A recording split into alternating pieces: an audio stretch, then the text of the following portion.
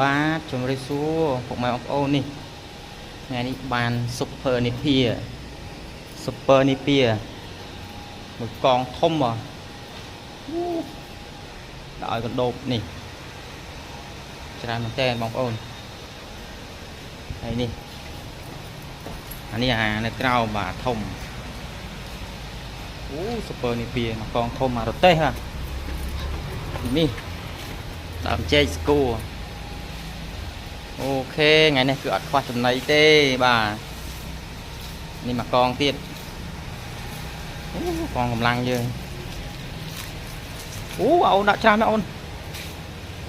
កោងាប់អស់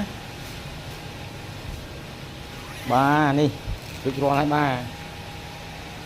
មួយត្រង់បាទពេញបឹក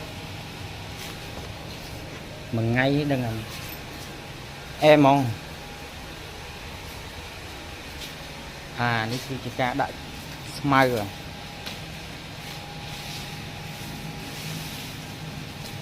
អូខេបាយបាយ